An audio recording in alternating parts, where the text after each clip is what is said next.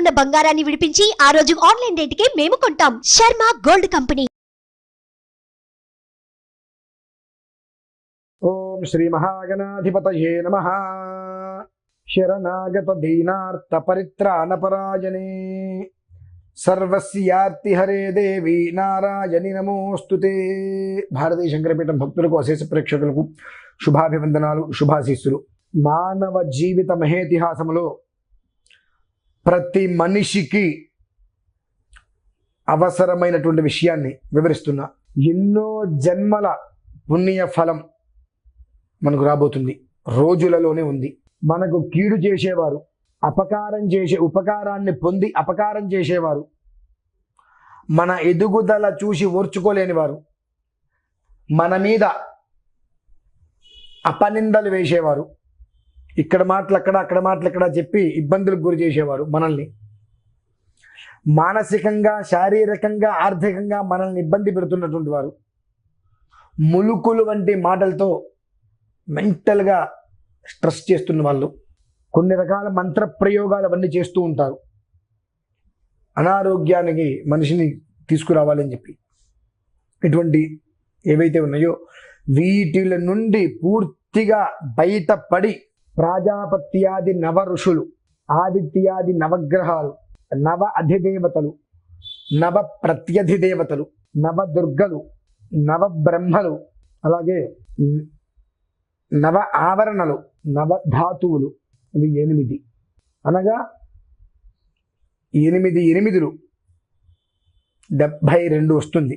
ఇప్పుడు నేను చెప్పేటువంటిది ఏదైతే ఉన్నదో ఆ విధానాన్ని తప్పకుండా పురుషుడు, ఒకవేళ పురుషునికి కనుక అవకాశం కుదరకపోతే ఆ ఒక్క పురుషుడి యొక్క అనుగ్రహంతో స్త్రీ చేయవలసి ఉంటుంది. ఇది ఆచరించగలిగితే 72 రోజులు కొత్త జీవితాన్ని, కొత్త జీవాన్ని, పునర్జీవితం అంటారు దాన్ని, ఖచ్చితంగా ప్రతి ఒక్క మనిషి చూస్తారు. ఎందువల్లనంటే అందులో చెప్పబడింది భౌమాశ్విన్యాం అని చెప్పబడింది. మంగళవారం అశ్విని నక్షత్రం కలిస్తే చాలా మంచిదని. ఒకవేళ అదే రోజు అమావాస్య అయితే అమితమైనటువంటి విశేషము అని. చతుర్దశి అమావాస్య కలిసి వచ్చినటువంటి సూర్యోదయానికి చతుర్దశి, సూర్యోదయం అనంతరం అమావాస్య. ఇదే అమావాస్య మర్నాడు ఉదయం సూర్యోదయం కూడా ఉన్నది, కానీ మనకు ఈ రోజు అవసరం. మంగళవారం అశ్విని నక్షత్రం, ఎన్ని జన్మల పుణ్య ఫలము ఇవి కలిసి రావడం అనేది. అంత అద్భుతమైనటువంటి రోజుగా 7వ తారీఖు చతుర్దశి అమావాస్య కలిసి వచ్చిన క్షణం, మంగళవారము అశ్విని నక్షత్రంతో కూడుకున్న యోగం, పైన చెప్పబడినటువంటి అన్ని రుగ్మతలు అన్నీ కూడా తొలగిపోయి అంతమంది దేవాది దేవతలు మన కుటుంబంలో స్థిరంగా కొలువై ఉండాలి అన్నట్లయితే ఆ రోజు నుంచి మొదలుకొని రాత్రి 10:30 తర్వాత చక్కగా ఇంట్లో అంత స్టూల్ పెట్టుకోండి. ఇలా ఒక గోడ వస్తుంది, ఆ గోడకి చక్కగా స్టూల్ పెట్టుకోండి.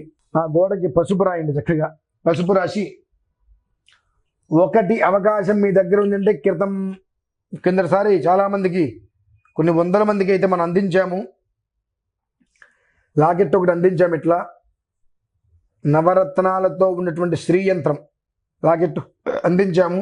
ఈ లాకెట్ కనుక ఎవరి దగ్గర అయితే ఉన్నదో ఆ ఉన్నవారందరూ ఎవరికైనా కావాలని అందిద్దాము.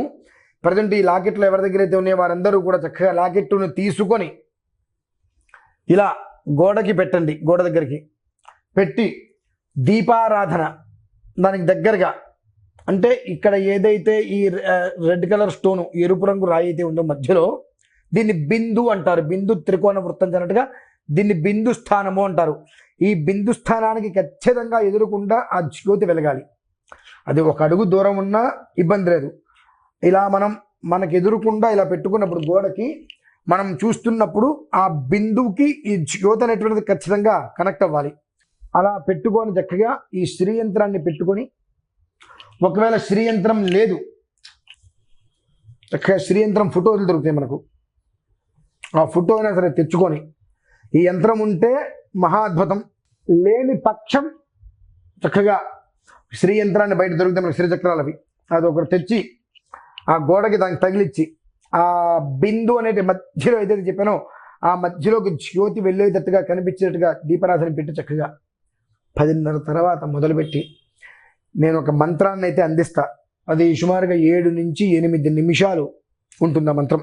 వేరే ధ్యాస ఏమీ లేకుండా నిమీలిత నేత్రాలు అంత తేనె విప్పపు దగ్గర పెట్టుకోండి. చక్కగా దాని వంక అంటే ఆ జ్యోతి వంక చూస్తుంటే ఆ జ్యోతిలో నుంచి ఆ స్త్రీయంత్రం బిందు మనకు కనిపించేటట్టుగా చక్కగా వేరే ఆలోచన లేకుండా ప్రశాంతంగా దాని వంక అలా చూస్తూ అలానే చూస్తూ భ్రూ మధ్యంలో కనుక ఇలా మీరు తీసుకొచ్చినట్లయితే ఆ రెండు మీకు సంయుక్తంగా కనిపిస్తాయి. 9 సార్లు ఆ మంత్రాన్ని వినండి. 9 సార్లు 8 నిమిషాలు 7 నిమిషాలు ఉంటుంది, వినండి. 9 సార్లు అయిపోయిన తర్వాత ఒక 122 సార్లు ఓం నమః శివాయ అనుకొని నివేదనగా ఆ విప్ప పువ్వు తేనె పెట్టేసేయండి. తర్వాత దాన్ని స్వీకరించేసేయండి, పడుకోండి. మళ్ళీ మర్నాడు రాత్రి అలా 72 రోజులు ప్రయత్నం చేయండి. నాకు తెలిసి ఈ జన్మలో అది 10 సంవత్సరాల వయసు పిల్లలు కావచ్చు, 14 కావచ్చు, 24 కావచ్చు, 34 కావచ్చు, 50 కావచ్చు, 70 కావచ్చు, ఇలా ఒక 72 రోజులు చేసినట్లయితే ఒక 5 సంవత్సరాలు తక్కువలో తక్కువ నేను చెప్తున్నా. మామూలుగా అయితే కనుక చాలా ఎక్కువ 12 సంవత్సరాల సమయం ఇచ్చారు భగవంతుడు. కానీ మనం ఇప్పుడు పుణ్యం చేశాం కదా అని పాపాలు చేయడం మానం కదా. పాపాలు చేస్తూనే ఉంటాం కాబట్టి పుణ్యం తగ్గిపోతుంటుంది. మినిమం 5 సంవత్సరాల పాటు కష్టము, నష్టము, చికాకులు, ఇబ్బందులు ఏమీ లేకుండా సుఖవంతమైన జీవితం అయితే మనం అందుకుంటాం. ఇందాక చెప్పుకున్నాం మనల్ని ఎలాంటి వాళ్ళు ఇబ్బందులు పెడుతున్నారు అని, ఎన్ని ఇబ్బందులు పెడుతున్నారు అని.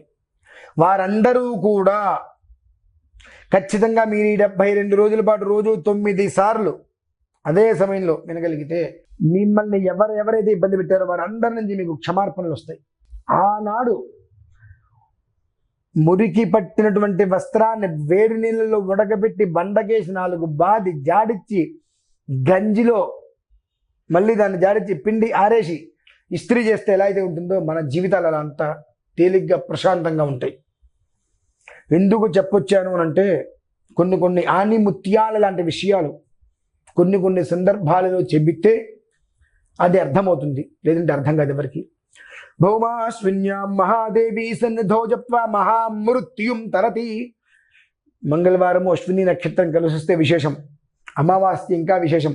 చతుర్దశితో కూడినటువంటి అమావాస్య భవ్యోగం, అంతటి యోగకరమైనటువంటి అద్భుతమైన రోజు మనకు వచ్చింది. కాబట్టి చక్కగా ప్రతి ఒక్కరూ కూడా ఇతపూర్వం నేను ఎవరెవరైతే కనుక ఈ యొక్క స్త్రీ యంత్రం అనేటువంటి లాకెట్లు ఎవరెవరి దగ్గర తీసుకొని ఉన్నారో వారందరూ కూడా ఈ యంత్రాన్ని అక్కడ పెట్టుకొని రాత్రిపూట చక్కగా చేసుకొని ఉదయం స్నానం అవ్వగానే మండలో ధరించేసుకోండి.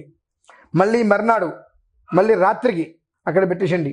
లేదంటే మేము 72 రోజులు అక్కడే పెడతాము చేసుకుంటామంటే అది మరీ ఆనందం.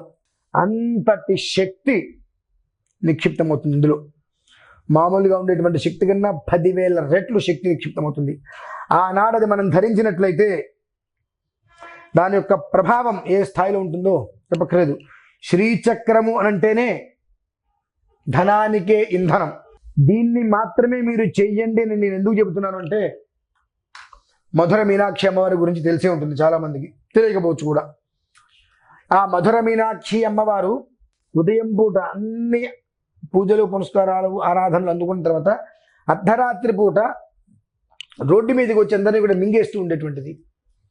ఆ సమయంలో అక్కడికి ఆది శంకరులు వారు వెళ్ళటం జరిగింది. మరి నా దేవాలయానికి వెళ్ళొద్దు అని అంటే నేను అక్కడే కూర్చొని తపస్సు చేసుకుంటానని చెప్పి గుడి లోపలికి వెళ్ళి తపస్సు చేసుకుంటుండగా అమ్మవారు వస్తుంది. ఆ బాలుని అంటే ఆదిశంకర దర్శనం వారిని మింగబోతుంటే అమ్మవారితో మాట్లాడుతూ పాచికిలాడదాం, పందెం వేసుకుందాము అని ఒక పాచికిలతో అమ్మవారితో ఆట మొదలు పెడతారు. ఆ ఆట పూర్తయ్యేలోపు తెల్లవారుతుంది.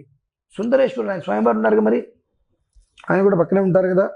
ఆయన అంటారు బుద్ధుని వచ్చి, ఆట అమ్మ నువ్వే గెలిచినా నేనే నిలిచా అంటారు. ఏమిటి అనగానే ఈశ్వరుడు అంటారు, నిన్ను ఆటలోనే ఉంచి శ్రీచక్ర యంత్రాన్ని గీసి ఆ యంత్రంలో నిన్ను బంధించేశాడు, నువ్వు కదలటానికి వీలేదు బయటికి అని చెప్పి చెప్తారు సుందరేశ్వరుడు. మీనాక్షి సుందరేశ్వరుడు అంటారు. అందుకే మొన్ననే అమ్మ అనుగ్రహంతో దర్శనం చేసుకొచ్చాను.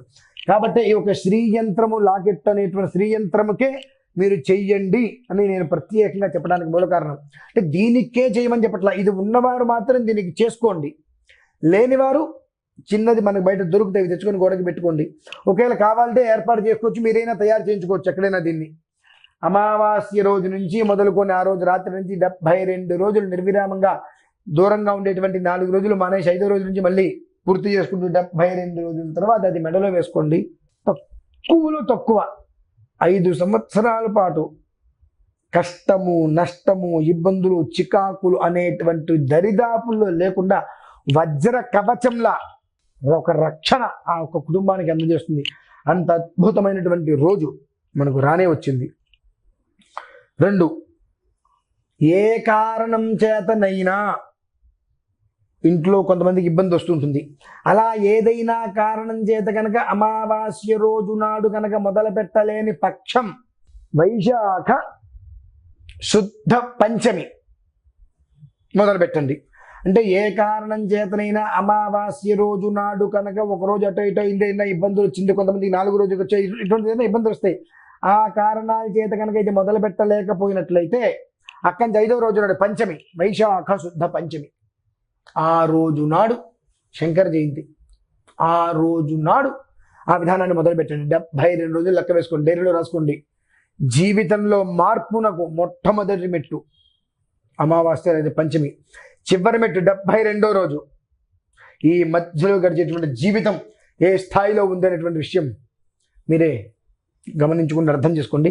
అంత అద్భుతమైనటువంటి జీవితం మీరందరూ కూడా ఆస్వాదిస్తారు, తీసుకుంటారు, ఆనందపడతారు. జీవితంలో అమోఘమైన మార్పులు చేర్పులు చేసుకొని చక్కటి ఆనందకరమైన తృప్తికరమైన జీవితాన్ని సాగించాలని కోరుకుంటూ సెలవు తీసుకుంటున్నాను. ఓం శ్రీ మహాగణాధిపతయే నమో నమః. స్వస్తి.